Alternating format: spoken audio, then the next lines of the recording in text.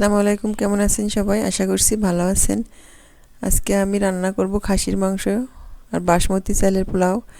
শ্বশুর শাশুড়ি এসেছে, এই জন্য আমি এটা রান্না করতেছি।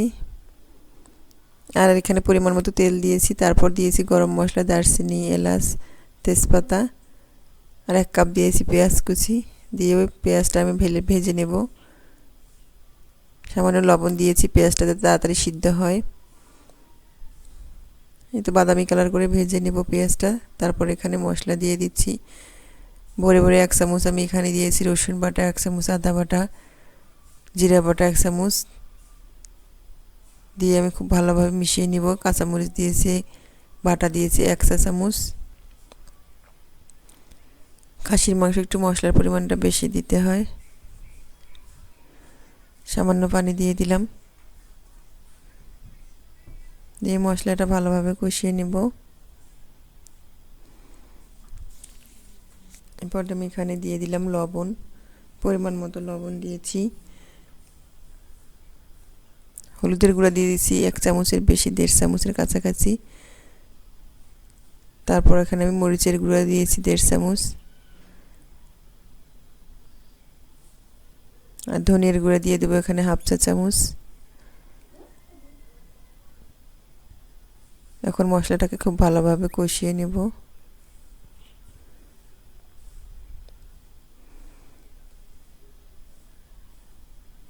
তো মশলাটাকে খুব ভালোভাবে আমি এখানে সময় নিয়ে কষিয়ে নিয়েছি। অল্প করে পানি দিয়ে আমি কষিয়ে নিয়েছি যাতে কাঁচা গন্ধ না থাকে।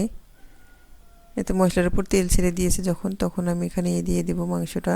সামান্য গরম মশলার পর্যায়ে দিয়ে দিলাম আমি। মশলাটা তেল ছেড়ে দিয়েছে, এবার আমি খাসির মাংসগুলো দিয়ে দিলাম। এখানে 1 কেজি পরিমাণে খাসির মাংস আছে। তো দিয়ে আমি খুব ভালোভাবে কষিয়ে নেব। এটা কষানোর কাজটা কিন্তু অনেক সময় নিয়ে করলে রান্নাটা সুন্দর হয়, মজা হয়। এরপর আমি ঢাকনা দিয়ে ঢেকে রাখবো 5 মিনিটের জন্য। মাংস থেকে যে পানিটা সেটা বের হয়ে আসবে। কিন্তু ঢাকনাটা খুলে আবারও ভালো করে কষিয়ে নিব আমি।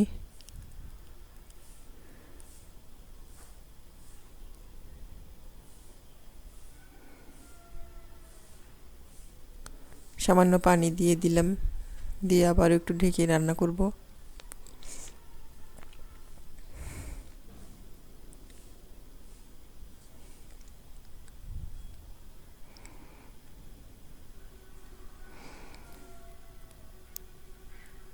এর মধ্যে আমি জলের পানি দিয়েছিলাম, হয়তো বা স্কিপ হয়ে গেছে। এই যে রান্নাটা আমার প্রায় শেষ।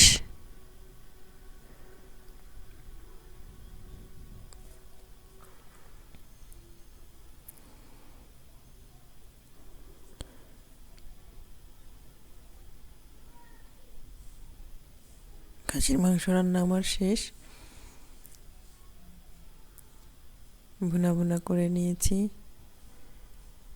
এরপর আমি চুলায় আরেকটা হাঁড়ি বসিয়ে দিয়েছি। এখানে আমি বাসমতি চালের পোলাও রান্না করব। এখানে আমি প্রায় 1 লিটার 1.5 লিটারের মতো পানি দিয়েছি।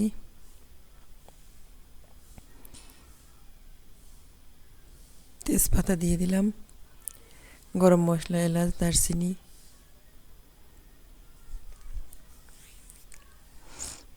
এখানে গুঁড়া দিয়েছি আমি 1 টেবিল চামচ।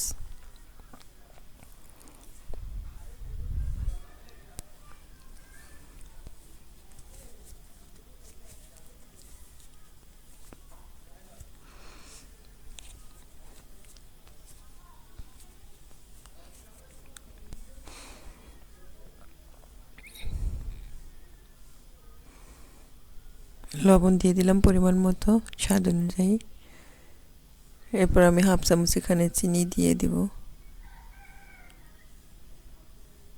চিনি দিয়ে দিলাম।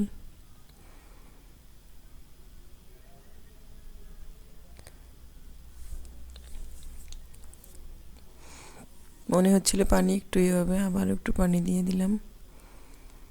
আর এখানে একটু তেলের পরিমাণটা বেশি দিতে হবে।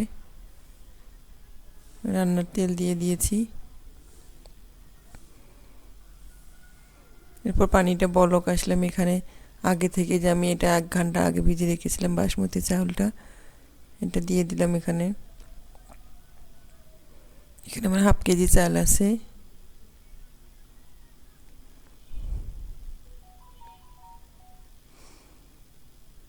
চালটা দিয়ে খুব ভালোভাবে নেড়ে ছেড়ে এটা দমে রান্না করতে হবে, অল্প আছে।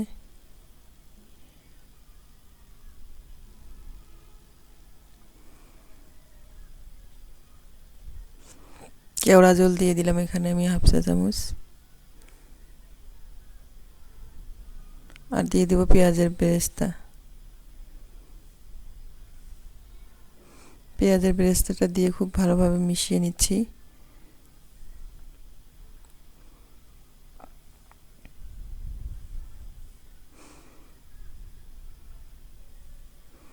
আর উপর দিয়ে একটু ঘি দিয়ে দিলাম। ঘিটা দিয়ে আবার একটু নেড়ে চেড়ে দিয়ে ঢাকনাটা বন্ধ করে রাখবো।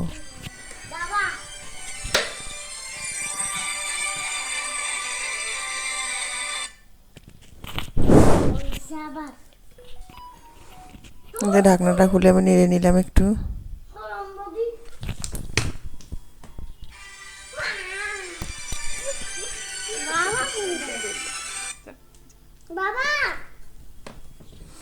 তো হয়ে গেছে আমার পোলাওটা।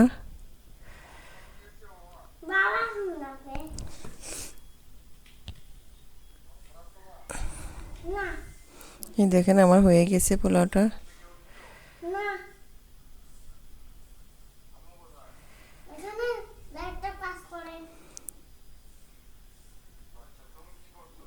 এখন আমি সার্ভ করে দেখাচ্ছি কত সুন্দর ঝরঝরা হয়েছে, দেখেন।